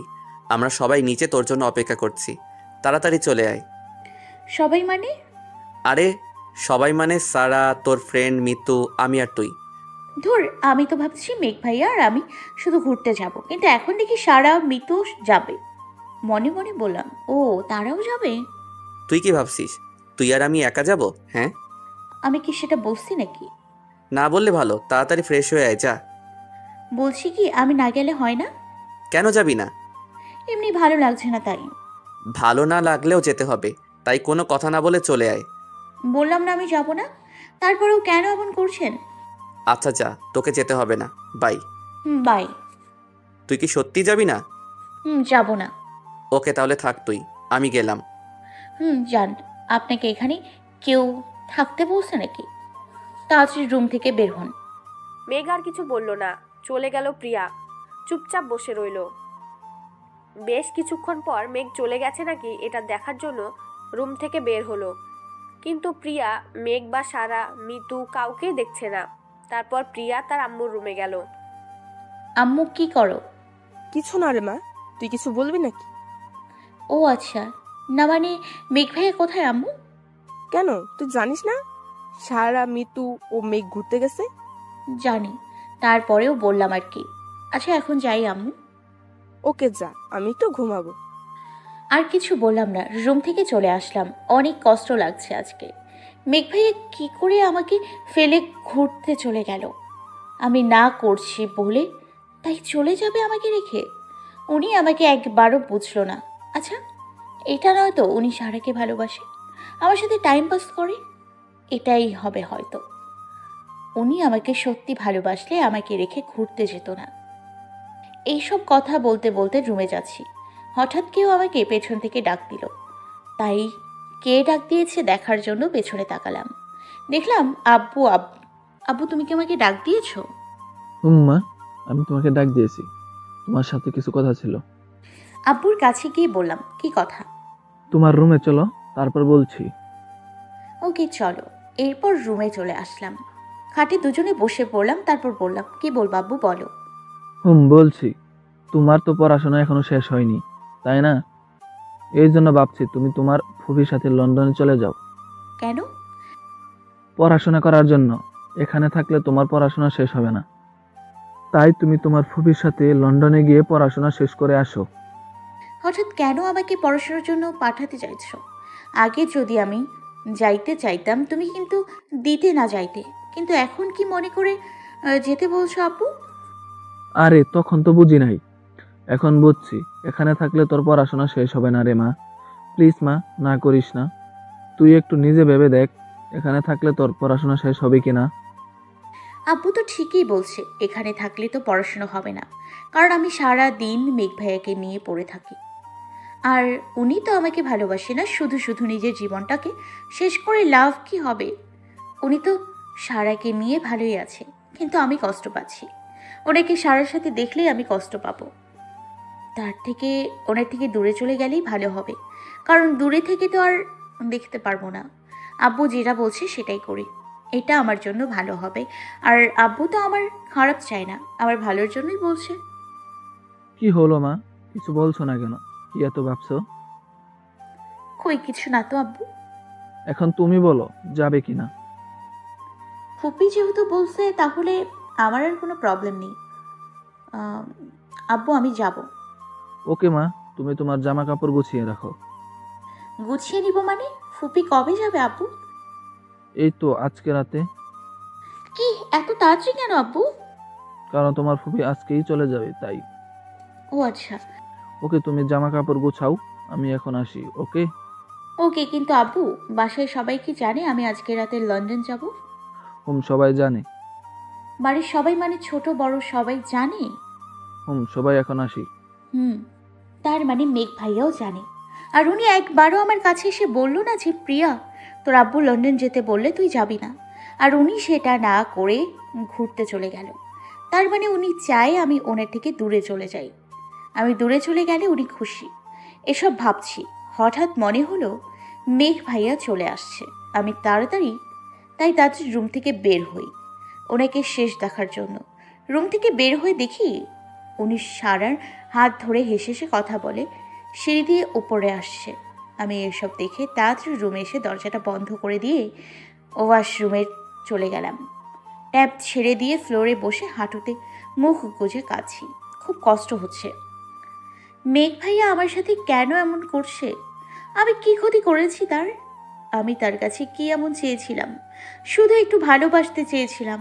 আমি চলে যাব শুনেও একটুও আমার কাছে আসলো না, বরং আমার হাত ধরে হাসতে হাসতে বাসায় আসলো। প্রায় 2 ঘন্টা পর ওয়াশরুমে থেকে বের হলাম, এসে জামা কাপড় গুছাতে লাগলাম। এখন সন্ধ্যা হয়ে গেছে, আর বেশি সময় নেই। রাত 10টায় বাসা থেকে বের হবে বলছে ফুপি। যখন আমি ওয়াশরুম থেকে বের হয়েছি তখন ফুপি এসে বলল ভালো লাগছে না, তারপরেও গোছাতে হচ্ছে। রাত 10টা। আমি আর ফুপি খাবার খেয়ে সবার কাছ থেকে বিদায় নিয়ে নিলাম, কিন্তু একজনের কাছ থেকে বিদায় নিয়ে আসতে পারলাম না। সে হলো মেঘ ভাইয়া। আসার সময় অনেক ইচ্ছে ছিল একবার দেখা করার, কিন্তু উনি অফিস থেকে এখনও আসেনি। তাই আর দেরি না করে গাড়িতে বসে পড়লাম আমি আর ফুপি বসতে গাড়ির ড্রাইভার গাড়ি ছেড়ে দেয়। গাড়ি যখন গেটের বাইরে চলে আসে তখন মেঘ ভাইয়ের গাড়ি আসে। আমি মেঘ ভাইয়াকে দেখার জন্য গাড়ির আয়না দিয়ে তাড়াতাড়ি তাকালাম, কিন্তু কোনো লাভ হলো না। সকাল সকাল লন্ডনে পৌঁছলো প্রিয়া। তখনই প্রিয়া তার ফুপিদের বাসায় ঢুকতে যাবে, তখন হঠাৎ কারোর সাথে ধাক্কা খেলো সে। সরি। মাথা নিচু করে রুমে চলে আসলাম। যার সাথে ধাক্কা খেলাম তার মুখটাও দেখলাম না, সোজা একটা রুমে চলে গেলাম। জানি না কার রুমে আসছি। তারপরেও কিছু না ভেবে ওয়াশরুমে চলে গেলাম ফ্রেশ হতে। ভালো লাগছে না, তাই গোসল করে নিলাম। গোসল করতে চলে এসেছি। হায় আল্লাহ, গোসল করতে এসে মনে হলো আমি তো জামা কাপড় না নিয়েই গোসল করতে এসেছি। হায় আল্লাহ, এটা আমি কি করলাম? জামা কাপড় না এনে গোসল করে ফেললাম। এখন আমি ভেজা কাপড় নিয়ে বের হব কিভাবে? এখন কি করব আমি? তারপর ওয়াশরুমটা ভালো করে দেখতে লাগলাম কিছু পরার জন্য আছে কিনা। না, কিছু পেলাম না, শুধু একটা তোয়ালে পেলাম। কোনো উপায় না পেয়ে তোয়ালেটা পেঁচিয়ে পরে নিলাম। আস্তে আস্তে ওয়াশরুমের দরজাটা খুলে বের হলাম। বের হয়ে দেখি একটা ছেলে খাটের উপর শুয়ে মোবাইল টিপছে। আমি ছেলেটাকে দেখে ভয়ে চিৎকার দিয়ে উঠলাম, আ! প্রিয়ার চিৎকার শুনে ছেলেটা তার দিকে তাকিয়ে তাড়াতাড়ি দৌড়ে এসে প্রিয়ার মুখ হাত দিয়ে চেপে ধরে। তারপর বলল, এই মেয়ে, এভাবে চিৎকার করছো কেন? আর তুমি আমার রুমের ওয়াশরুমে কি করছো? মুখে হাত দিয়ে ধরে রাখাতে প্রিয়া কথা বলতে পারছিল না। ছেলেটাকে চোখ দিয়ে ইশারা করে বলতে লাগলো মুখ থেকে হাত সরাতে। ছেলেটার সাথে সাথে হাত সরিয়ে নিলেন। সরি। প্রিয়া কিছু বলল না, চুপ করে মাথা নিচু করে রইল। আচ্ছা তুমি আমার রুমে কি করছো? এই বলেই প্রিয়ার দিকে ভালো করে তাকালো। তাকিয়েই ভ্যাবাচাকা হয়ে গেছে। এতক্ষণ প্রিয়ার দিকে ভালো করে তাকায় নাই, এখন দেখে হ্যাবলা হয়ে গেল। সাথে সাথে অন্যদিকে তাকিয়ে ফেলল এবং প্রিয়ার হাতটা ছেড়ে দিল। প্রিয়া তার হাত ছাড়া পেয়ে তাড়াতাড়ি ওয়াশরুমে চলে যায়। কিছুক্ষণ পর, এই আপনার নাম কি? হ্যাঁ, আকাশ তোর ফুফাতো ভাই। আর তুই আমার রুমের ওয়াশরুমে কি করছিস? হ্যাঁ, আমি কি জানতাম নাকি যে এটা আপনার রুম? আর আমি তো আপনাকে ভালো করে চিনি না। এখন তাড়াতাড়ি জামা কাপড় পরে বের হয়ে আয়। জামা কাপড় থাকলে তো পরে বের হব। মানে হলো আমার জামা কাপড় সব গাড়িতে, আর আমি জামা কাপড় ছাড়া গোসল করে ফেলেছি। আমার মনে ছিল না জামা কাপড়ের কথা। কি? আর এভাবে চিৎকার করে কি আছে? এখন যান, আমার পরার জন্য জামা নিয়ে আসুন। আমি কোথা থেকে তোর জামা আনবো? আমি জানি না আপনি কোথা থেকে আনবেন, জানতো তাড়াতাড়ি নিয়ে আসেন। আকাশ আর কিছু বলল না, ভাবতে লাগলো এখন সে কি করবে। কোনো উপায় না পেয়ে নিজের একটা শার্ট আর ট্রাউজার নিয়ে নেয়। ওই দরজা খোল। দরজা খুলবো মানে? পাগল নাকি আপনি? একদম পাগল বলবি না। আর দরজা না খুললে পোশাক নিবি কিভাবে? হ্যাঁ। প্রিয়া আর কিছু না বলে দরজাটা খুলে একটু ফাঁক করে হাত বাড়িয়ে বলল, তাড়াতাড়ি দেন। আকাশ দিয়ে দিল। প্রিয়া পোশাক হাতে নিয়ে দরজা বন্ধ করে দিল। এইদিকে মেঘ সকালে ঘুম থেকে উঠে পাগলের মতো প্রিয়াকে খুঁজছে, কিন্তু কোথাও প্রিয়াকে পাচ্ছে না। তাই কোনো কিছু না ভেবে প্রিয়ার আম্মুর কাছে চলে যায়। কাকি, এই কাকি, প্রিয়া কোথায়? প্রিয়াকে কোথাও দেখছি না যে। কাল রাতেও দেখলাম না। কোথায় প্রিয়া? ও মা, তুই জানিস না প্রিয়া কোথায়? না, জানি না, তাই তো তোমাকে জিজ্ঞেস করছি। প্রিয়া লন্ডন থেকে কালকে রাতে চলে গেছে। কি কাকি, মজা না করে সত্যি করে বলো তো, প্রিয়া এখন কোথায় আছে? আরে আমি মজা করছি না, আমি তো ভাবছি তুই জানিস প্রিয়া লন্ডন চলে গেছে। এখন দেখে তুই কিছু জানিস না। তুমি সত্যি বলছো? সত্যি বলছি। প্রিয়ার আম্মু চলে গেল আর মেঘ নিচে বসে পড়ল এবং বলতে লাগলো, প্রিয়া, এটা তুই কি করে করতে পারিস? আমাকে ছেড়ে তুই কি করে গেলি? তুই তো আমাকে ভালোবাসিস, তাহলে কেন চলে গেলি? একবারও দেখা করলি না আমার সাথে? মেঘ এই বলেছিল আর সারা ওই দিক দিয়েই যাচ্ছিল। সারা মেঘের কথা শুনে দাঁড়িয়ে যায়। তারপর মেঘের কাছে এসে বলল, কিরে কি হয়েছে? এমন করছিস কেন? নিচে বস। সারা, প্রিয়া কি সত্যি চলে গেছে? কাল রাতে চলে গেছে। কেন চলে গেল? আমাকে কি প্রিয়া ভালোবাসে না? না, ভালোবাসে না। যদি ভালোবাসতো তাহলে ছেড়ে চলে যেত না। আর দেখ, যার সময় তোর সাথে একবার কথা বা দেখা করে গেল না, মাইয়া তোকে ভালোবাসে না, বুঝেছিস? মেঘ কিছু না বলে রুমে চলে যায়। তারপর মনে মনে বলতে থাকে, কাজটা তুই ঠিক করলি না প্রিয়া, এর মূল্য তোকে দিতে হবে। তুই আমাকে ভালোবাসিস না তো কি হয়েছে? আমি তো তোকে ভালোবাসি, আর আমি তোকে নিজের করে ছাড়বো। দরকার হলে জোর করে তোকে আমার করব। তোকে কখনো শান্তিতে থাকতে দিব না আমি। তুই আমার, শুধু আমার। প্রিয়া আকাশে দেওয়া পোশাকগুলো পরে ওয়াশরুম থেকে বের হয়ে আসে। আকাশ প্রিয়াকে দেখে জোরে জোরে হাসতে থাকে। ওই, আপনি হাসছেন কেন? আজব। হাসবো না তো কি করব? তোকে একবারও কাকতারুয়ার মতো লাগছে। কি? আমাকে কিসের মতো লাগছে বললেন? তুই কানে কম শুনিস নাকি? কি বলছিস শুনিস নাই? বজ্জাত শয়তান, কালো বিড়াল, কান কাটা তেলাপোকা, নাইজেরিয়ান অ্যানাকোন্ডা, খুন্ডস ভুতুম পেঁচা, কালো কুমির, সাদা ব্যাং। তুই কানে কম শুনিস, আমি না। আর তুই সাহসে কি করে যে আমাকে কাকতারুয়া বলিস? আমি তোকে বট গাছে বেঁধে পিটাবো, কুত্তা। আল্লাহ, পুরাই পাগল এই মেয়ে। খাবার টেবিলে বসে আছি, আমার সামনে আকাশ ভাইয়া বসে আছে। আকাশ ভাইয়ের দিকে তাকাতেই চোখটি দিলেন। আমি তো হাঁ করে তাকিয়ে আছি ওনার কাণ্ড দেখে। আমাকে হাঁ করে থাকতে দেখে উনি বললেন, এভাবে হাঁ করে তাকিয়ে আছিস কেন? মুখে মশা ঢুকবে তো। না জানি ঢুকে পড়েছে। প্রিয়া আকাশের কথা শুনে সাথে সাথে মুখ বন্ধ করে ফেলল। লজ্জায় আকাশকে আর কিছু বলল না, কিন্তু মনে মনে ধুইয়ে ফেলতেছে। ইচ্ছে করছে বজ্জারটাকে গাছের সাথে বেঁধে পিটাই। শয়তান ছেলে কোথাকার। আকাশ, চুপচাপ খাবার খা। আর একটা কথা বললে থাপ্পড় দিব। বেয়াদব, মেয়েটা আস্তে ধরে মেয়েটার পিছনে পড়ে আছিস। এখন শান্তিতে খেতেও দিবি না নাকি? মা, আমি কি করলাম যে তুমি আমাকে এইভাবে সবার সামনে অপমান করছো? আপনি তো কিছুই করেন নাই, আপনি তো ভালো ছিলেন তাই না? আকাশ ভাই আর কিছু বলল না, চুপচাপ খাবার খেতে লাগলেন।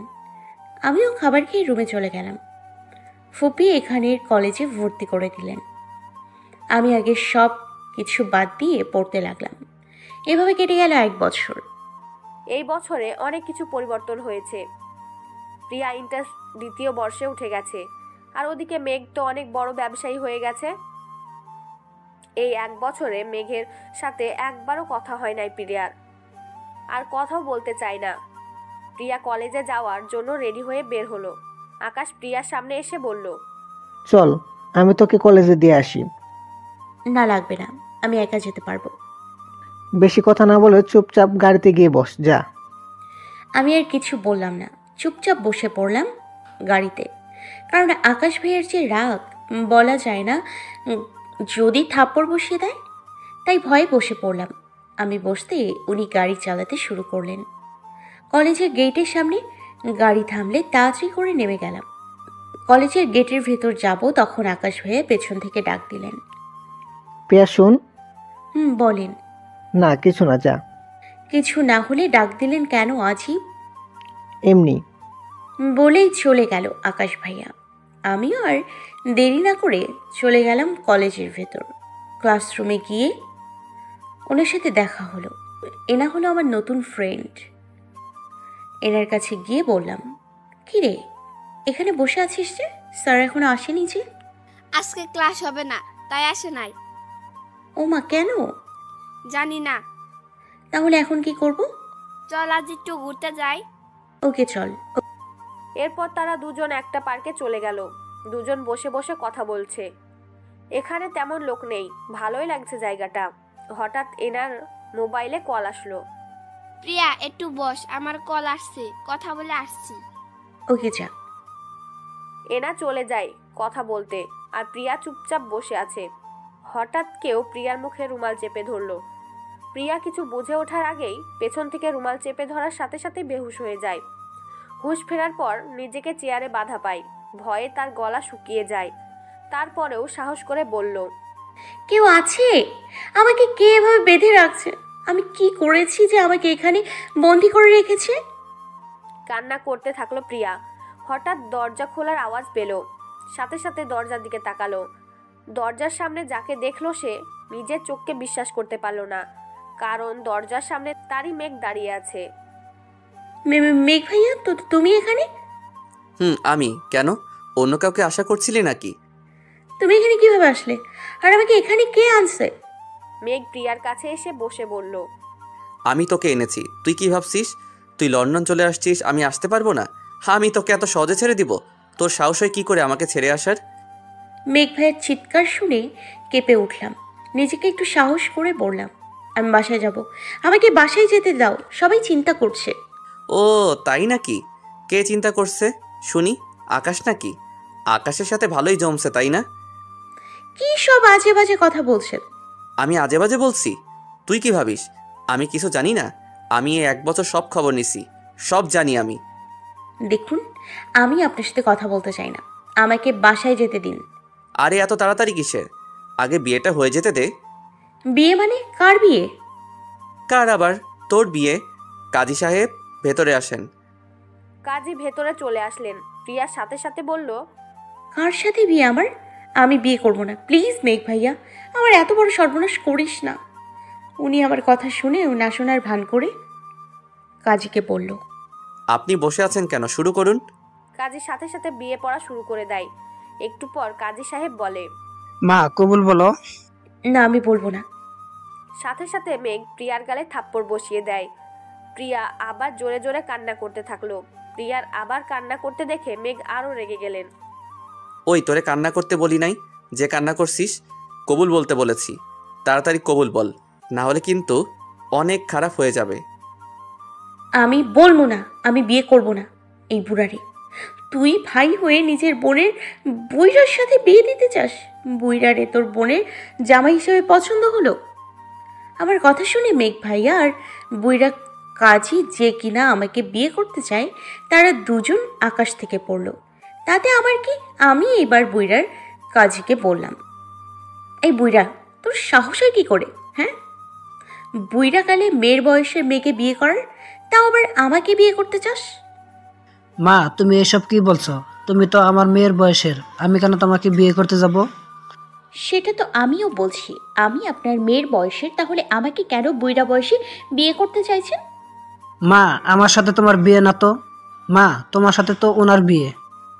বুইড়া কাজীর আঙুলের ইশারায় তাকালাম। তাকিয়ে দেখলাম কাজী মেঘ ভাইয়ার দিকে ইশারা করছে। আমি সাথে সাথে চিৎকার দিয়ে বললাম, কি? এই বাদরের মতো চিৎকার করছিস কেন? আপনার সাথে আমার বিয়ে মানে? আমার সাথে তোর বিয়ে, তাড়াতাড়ি কবুল বল। না, আমি বলবো না, আমি আপনাকে বিয়ে করব না। প্রিয়ার কথায় মেঘ বেশ রেগে গেল। তা প্রিয়া মেঘের চোখ মুখ দেখে বুঝতে পারল। মেঘ প্রিয়ার আরও কাছে এসে কানে ফিসফিস করে বলতে লাগলো, তুই কি চাস বিয়ের আগে তোর সাথে বাসর করি? আমার বাসর রাত করতে কিন্তু কোনো সমস্যা নাই। ওনার কথা শুনে চোখ একদম বড় বড় হয়ে গেছে। 2-3টা ঢোক গিলে ওনার দিকে তাকালাম।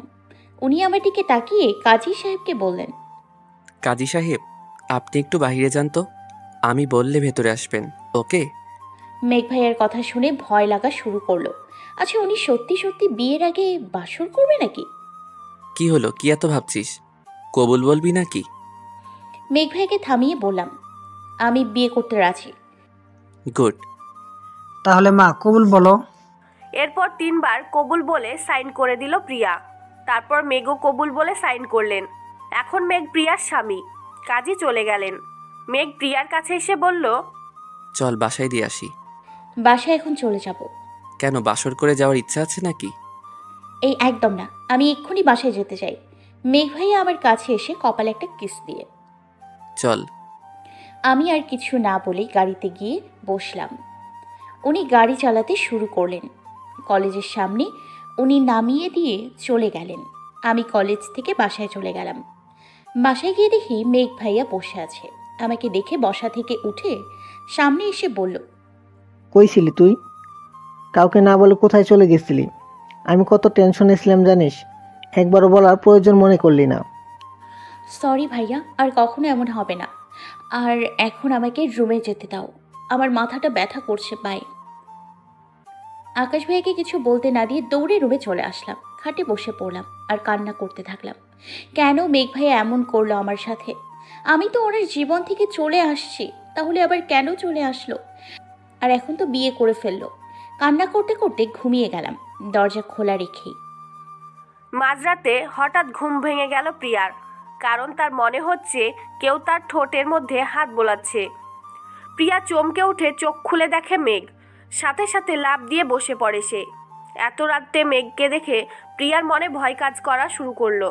তারপরে ওনাকে বলল, এত রাতে আপনি এখানে কি করছেন? আর আমার রুমে কিভাবে আসলেন? কিভাবে আবার, দরজা দিয়ে আসছি। আর তুই কি ভাবছিস বিয়ে করছি, বাসর করব নাকি? বলেই উনি আমার কোলে মাথা রেখে আমার কোমর শক্ত করে ধরে পেটে মুখ গুজে দিলেন। ওনার আচমকা এমন কাণ্ডে আমার চোখ কপালে উঠে গেল। উনি আস্তে আস্তে আমার পেট থেকে শাড়ি সরাতে লাগলেন। আমি ওনাকে বাধা দেওয়ার জন্য ওনার হাত ধরতেই উনি একবার আমার দিকে রাগী দৃষ্টিতে তাকিয়ে ওনার হাত দিয়ে আমার হাত ধরে অন্য হাতে দিয়ে শাড়ি সরিয়ে আমার উন্মুক্ত পেটে কিস করে বসলেন। সাথে সাথে আমার সমস্ত শরীর কাটা দিয়ে উঠল। পিঠের শির দ্বারা বেয়ে এক শীতল স্রোত বয়ে গেল। হৃৎপিণ্ড ছুটল ট্রেনের গতিতে। উনি আমার হাত ছাড়তেই আমি 2 হাত দিয়ে ওনাকে ধাক্কাতে লাগলাম। ওনাকে যতই আমি ছাড়াবার চেষ্টা করছি ততই উনি আমাকে আরো শক্ত করে ধরতে লাগলেন। কিছুক্ষণ পর উনি আমার পেট ছেড়ে দিয়ে আমার গলায় মুখ গুজলেন। ওনার 2 হাত এলোমেলোভাবে আমার সমস্ত শরীরে বয়ে বেড়াতে লাগলো। ওনার এমন কাণ্ডে আমার নিঃশ্বাস বন্ধ হয়ে যাবার উপক্রম হলো। আমি চোখ বন্ধ করে বড় বড় নিঃশ্বাস নিতে লাগলাম আর প্রাণপণে চেষ্টা করতে লাগলাম ওনাকে ছাড়ানোর, কিন্তু ওনাকে কিছুতেই সরাতে পারছি না। আমি যতই ওনাকে সরাবার চেষ্টা করছি উনি ততই আরো শক্ত করে আমাকে আঁকড়ে ধরতে লাগলেন। এরপর আস্তে আস্তে আমি ছটফট করা বন্ধ করে দিলাম। আর বাধা দিলাম না, কারণ এখন উনি আমার স্বামী, তাই আর বাধা দিলাম না। আমাকে নীরব হতে দেখে উনি আমার হাত ছেড়ে দিলেন, তারপর ঠোঁটে ঠোঁট ডুবিয়ে দিলেন। মেঘ প্রিয়ার বুকে মাথা রেখে শুয়ে আছে আর ভাবছে, আজকে যেটা হলো ঠিক হলো কি? কাউকে না জানিয়েই দুজন বিয়ে করে ফেললো, এমনকি শারীরিক সম্পর্ক করে ফেললো। তাদের দুইজনের সম্পর্কটা যদি না মেনে নেয় তখন কি হবে? অনেক চিন্তা হচ্ছে। মেঘ ভাইয়া ঘুমিয়ে গেছো নাকি? না, বল। আমরা যেটা আজকে করলাম সেটা কি ঠিক হলো? কেন, কি হয়েছে? না মানে আমরা যে বিয়ে করে ফেললাম এটা তো কেউ জানে না, পরে জানলে যদি আমাদের সম্পর্ক না মেনে নেয় তখন কি হবে আমাদের? আর আমাদের মধ্যে শারীরিক সম্পর্ক হয়ে গেছে। আচ্ছা তুমি আমাকে কখনো ছেড়ে চলে যাবে না তো? প্লিজ মেঘ ভাইয়া আমাকে কখনো ছেড়ে চলে যেও না। যাব না রে, কখনো যাব না। আর চিন্তা করিস না, আমাদের সম্পর্ক সবাই মেনে নিবে। সত্যি মেনে নেবে? নিবে পাগলি।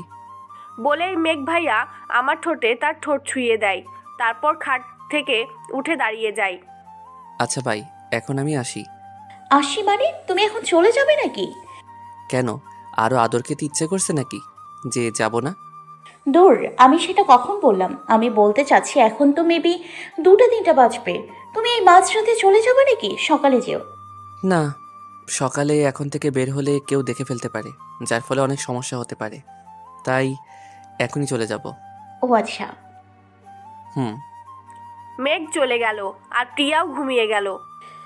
ভোরের স্নিগ্ধ সকালের আমেজে ঘুম হয়ে গেল আমার, তাই বসে না থেকে শাওয়ার নিতে চলে গেলাম। আমি শাওয়ারটা সেরে নিয়েই বাইরে চলে আসলাম। বাইরে এসে দেখি আকাশ ভাই আমার রুমে আয়নার সামনে দাঁড়িয়ে চুল নিয়ে স্টাইল করছে। কত ভাবরে, এত সকাল সকাল আমার রুমে কি করছে আকাশ ভাইয়া? মন চাচ্ছে আকাশ ভাইয়ের সব কয়টা চুল টেনে ছিঁড়ে ফেলে দেয়। আমি যে বাইরে বের হয়ে এসেছি সেটা আকাশ ভাইয়া দেখে ফেলেছে। আরে আমার দিকে এমন করে তাকিয়ে রয়েছে কেন? আর আমাকে দেখে কেন আয়নার সামনে থেকে সরে আসছে না? চুল ভিজে রয়েছে, চুল যে আছড়াবো আয়নার সামনে যেতে পারছি না।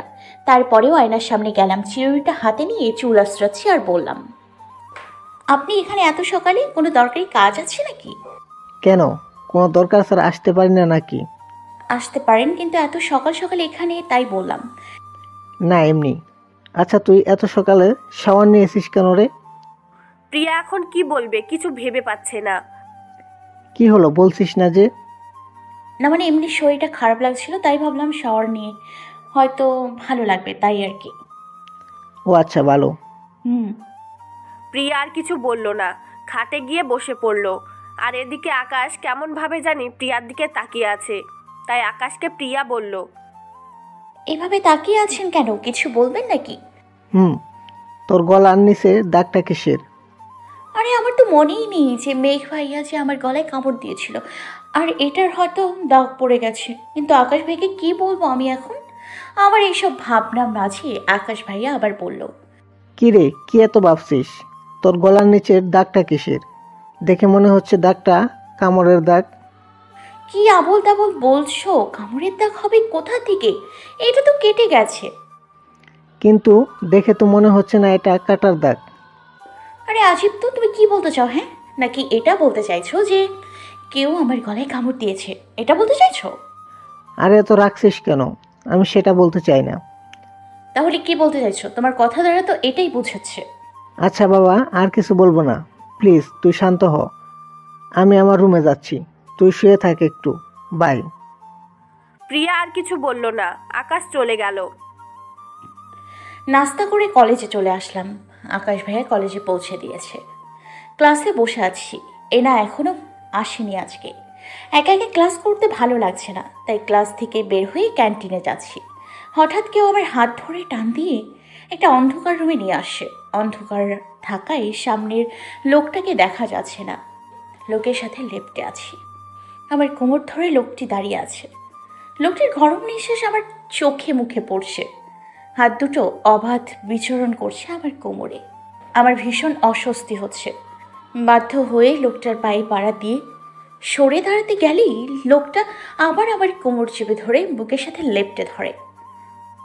ধমকের সুরে কানে কানে ফিস ফিস করে বলল, এই এত নাড়াচাড়া করছিস কেন? হ্যাঁ, কণ্ঠটা চেনা চেনা লাগছে। আকাশ ভাইয়া আপনি?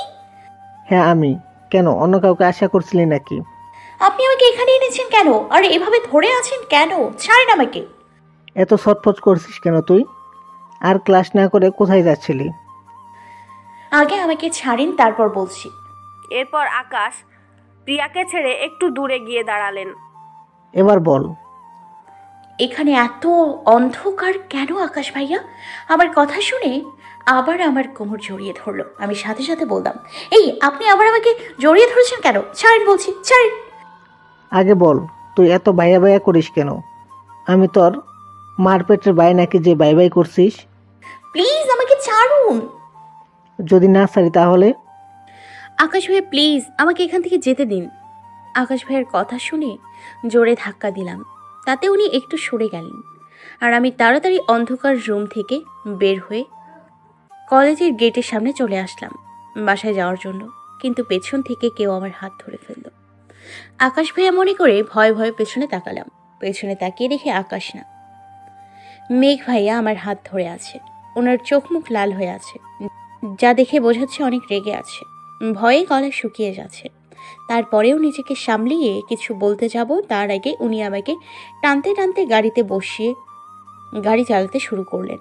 ওনার রাগ দেখে ভয়ে বারবার ঢোক গিলছি। সাহস করে বললাম, মেঘ ভাইয়া আমরা কোথায় যাচ্ছি? মেঘ কিছু না বলে রাগী চোখে প্রিয়ার দিকে তাকালো। ওনার এমনভাবে তাকাতে দেখে ভয়ে চুপ করে বসে রইল প্রিয়া। একটু পর একটা বাড়ির সামনে গাড়ি থামালো। মেঘ গাড়ি থেকে নেমে প্রিয়াকে টানতে টানতে বাড়ির ভিতরে নিয়ে গেলেন। প্রিয়া তার হাত ছাড়িয়ে রেগে বলতে লাগলো, কি হয়েছেটা কি? এভাবে টানতে টানতে আসছেন কেন? আমি কি করেছি যে এমন রেগে আছো? প্রিয়ার কথা শুনে মেঘ আরও রেগে গিয়ে গালে থাপ্পড় মারলেন। হঠাৎ এমন হওয়াতে তাল সামলাতে না পেরে নিচে পড়ে যায় প্রিয়া। মেঘ প্রিয়ার চুলের মুঠি ধরে টানতে টানতে একটা রুমে নিয়ে যান। তারপর প্যান্টের বেল দিয়ে মারতে শুরু করে। প্রিয়া কান্না করে দিল। কান্না করতে করতে প্রিয়া বলল, প্লিজ আমাকে আর মেরো না, আমি আর সহ্য করতে পারছি না। আমি কি এমন করেছি যে তার জন্য আমাকে মারছো? তোকে বারবার মানা করছি আমি ছাড়া অন্য কোনো ছেলের সাথে মিশবি না, তুই কথা বলবি না, কিন্তু তুই আমার কথা শুনিসনি। তোকে আজকে সহজে ছাড়ছি না। আকাশ ভাই আমাকে ওই রুমে জোর করে নিয়ে গেছে, বিশ্বাস করো আমি ইচ্ছে করে যাইনি। আমার কথা শুনে উনি আরো রেগে জোরে জোরে বেল্ট দিয়ে আঘাত করা শুরু করেছে। আমি বারবার আকুতি মিনতি করছি, জোরে জোরে কান্না করছি, কিন্তু সেগুলো কিছুই ওনার কানে যাচ্ছে না। মেঘের মা সহ্য করতে না পেরে ফ্লোরে লুটিয়ে পড়ে প্রিয়া। একসময় সে অজ্ঞান হয়ে পড়ে। প্রিয়ার অজ্ঞান হয়ে পড়ে যেতে দেখে মেঘ মারা বন্ধ করে দেয়। তারপর মেঘ প্রিয়ার পাশে বসে বলতে লাগলেন, কেন বুঝিস না যে আমি তোকে অন্য কারোর সাথে দেখতে পারি না? আমার কথা কেন শুনিস না তুই? এসব বলে পানি এনে আমার মুখে ছুঁড়ে মারে। আমি ধরপড়িয়ে উঠতে চাই, কিন্তু ব্যথায় উঠতে পারি না। চিৎকার দিয়ে আবার শুয়ে পড়ি। আমার পুরো শরীর ব্যথায় জর্জরিত। উনি আমাকে কোলে নিয়ে বিছানায় বসালেন। আমি কিছু বলছি না, শুধু কান্না করছি। কান্না থামা। প্রিয়া কান্না করেই যাচ্ছে। মেঘ ধমক দিয়ে বলল, কান্না থামাতে বলছি আমি। ওনার ধমক শুনে সাথে সাথে চুপ হয়ে যায়, কিন্তু এখন মুখ দিয়ে হেঁচকি দিচ্ছে। কান্না জোর করে আটকে রাখার ফলে যা হয় আর কি। পানি খা। কিছু না বলে পানিটুকু খেয়ে শেষ করে ফেললাম। আমি কিছু বলতে যাব তখনই উনি কোথায় যেন চলে গেলেন কিছু না বলে। একটু পর উনি খাবার নিয়ে এসে আমার পাশে বসে বললেন, হা কর। কেন? খাবার খাওয়ার জন্য। প্রিয়া আর কিছু না বলে হা করলো। মেঘ নিজের হাতে যত্ন করে প্রিয়াকে খাইয়ে দিচ্ছে। প্রিয়া ওনার দিকে তাকিয়ে আছে আর ভাবছে। পিঠিয়ে তক্তা বানিয়ে এখন ভালোবাসা দেখানো হচ্ছে। কিছু বলতেও পারছি না, বললেই মারবে আবার। পুরো পাগল একটা, কখন কি করে কিছু বুঝতে পারি না। এই পাগলের সাথে আমি সারা জীবন থাকবো কি করে? আমাকে ভাবতে দেখে উনি বলল, তোকে মানা করার পরও তুই ছেলেদের সাথে কথা বলিস। তুই জানিস যে তোকে আমি অন্য কোনো ছেলের সাথে সহ্য করতে পারি না, তারপরেও তোর অন্য ছেলের সাথে কথা বলতে হবে, তাও আবার আকাশের সাথে। তুই শুধু আমার সাথে কথা বলবি, তোর যা প্রয়োজন আমাকে বলবি, তারপরও কোনো ছেলের আশেপাশে ঘেঁষা যাবে না, বুঝেছিস? আমার বলতে ইচ্ছে হলো। আমি তো আর ইচ্ছে করে নিজ থেকে আকাশের সাথে কথা বলিনি, ওই শয়তানটা আমার সাথে কথা বলতে আসে। আর একটা কথা, আমি তোকে ভালোবাসি, তাই নিজের ভালোবাসার জন্য আমি সব করতে পারি, সব। খুন করতেও তাতে আমার হাত বিন্দু পরিমাণ কাঁপবে না। তারপর মেঘের সাথে করে লন্ডন থেকে বাংলাদেশ চলে আসলো প্রিয়া, কাউকে কিছু না বলে। বাসার ভিতর ঢুকেই তার আম্মুকে জড়িয়ে ধরে বলল, কেমন আছো আম্মু? কতদিন পর তোমাকে দেখছি। ভালো, কিন্তু তুই হঠাৎ এখানে? একদম ঠিক, তুই এখানে কেন? তোর তো এখনো পরীক্ষা শেষ হয় নাই। আমি কিছু বলতে যাব তার আগেই মেঘ ভাইয়া সবাইকে যা বললেন সেটা শোনার জন্য আমি মোটেই প্রস্তুত ছিলাম না। মেঘ ভাইয়া আম্মু আর আব্বুর দিকে তাকিয়ে বলতে লাগলেন, আমি আর প্রিয়া একে অপরকে ভালোবাসি। অনেক দিন ধরে আমাদের রিলেশন। ভেবেছিলাম কিছুদিন পর সবাইকে সবটা জানাবো এবং সবার মত নিয়ে আমরা বিয়ে করব। কিন্তু প্রিয়া ভাবে বাসার কেউ রাজি না হয়। ও ভীষণ ভয় পেয়ে গেছে। ওর ধারণা আমাদের রিলেশন আমাদের দুই পরিবারের কেউ মেনে নিবে না। কাল আমাকে ফোন দিয়ে শুধু কান্না করছে। ও নাকি আমাকে ছাড়া বাঁচবে না, অন্য কোথাও বিয়ে করতে পারবে না। তোমরা তো জানো ও একটু ভীতু, সবাইকে সবটা বলতে ওর ভয় করছে। আমি বলেছিলাম আমি সবার সাথে কথা বলবো। সেটা শুনে ও ভয়ে আরও কান্না করতে লাগলো। আমাকে মানা করতে লাগলো যাতে সবাইকে কিছু না বলি। আমিও ওকে অনেক ভালোবাসি। ওর কান্না আমি একদম সহ্য করতে পারিনি, তাই বাধ্য হয়ে কাউকে কিছু না জানিয়ে ওকে বিয়ে করে ফেলেছি। মেঘ এক নিঃশ্বাসে কথাগুলো বলে থামলো।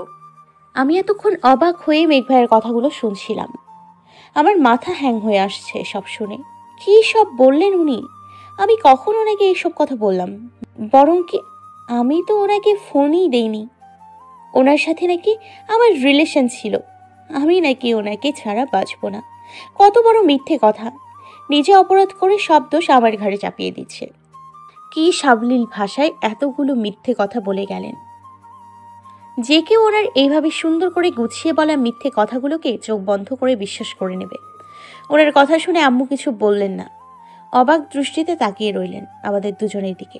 আব্বু আমার কাছে এসে বলতে লাগলেন, প্রিয়া, আমরা তোর কাছে এতটা পর হয়ে গেলাম। তুই যখন মেঘকে পছন্দ করিস তাহলে আমাদের একবার বলে দেখতি আমরা কি করি। এতদিনে তুই আমাদের এই চিনেছিস, আমরা কি তোর মতের বিরুদ্ধে গিয়ে জোর করে তোর বিয়ে দিয়ে দিতাম? আব্বুর কথাগুলো শুনে আমি কান্না করতে লাগলাম। মেঘ ভাইয়ের বলে মিথ্যে কথার জন্য আব্বু আমায় ভুল বুঝছেন। তাহলে তো মাও আমায় ভুল বুঝে ভীষণ কষ্ট পাচ্ছে। আব্বুকে সব সত্যি কথা বলতে হবে। আমি কেঁদে কেঁদে আব্বুকে বলতে লাগলাম, আব্বু আমি কিছু করিনি, এই বিয়ে আমি করতে চাইনি, মেঘ ভাই আমাকে জোর করে। ছি, প্রিয়া ভয় পেয়ে এখন সব দোষ আমায় দিয়ে দিচ্ছ। তুমি যদি না চাইতে তাহলে কি আমি তোমায় বিয়ে করতে পারতাম? মেঘ ভাইয়ের কথা শুনে আব্বু আমাকে ধমক দিয়ে বলে উঠলেন, এসব কি হচ্ছে প্রিয়া? অপরাধ করেছিস আবার মিথ্যে কথা বলছিস। বিয়ে করার আগে তো ভয়ে সত্যিটা বলতে পারিসনি, এখনো কেন বলতে পারিস না? এখন কিসের ভয় পাচ্ছিস? এভাবে বিয়ে করতে ভয় করেনি আর সেটা বলতে ভয় করছে? আব্বুর ধমক শুনে আমার কান্নার বেগ আরো বেড়ে গেল। আমি আর কিছু খুঁজে পেলাম না বলার। চুপচাপ মাথা নিচু করে দাঁড়িয়ে অশ্রু বিসর্জন দিতে লাগলাম। আব্বু আমাকে বকছেন দেখে আম্মু গম্ভীর কণ্ঠে আব্বুকে বলে উঠলেন, তুমি ওকে এভাবে বকছো কেন? যা হবার তা তো হয়েই গেছে। দেখো না ওকে কেমন নার্ভাস দেখাচ্ছে, ভয় পেয়ে হয়তো এমন বলেছে।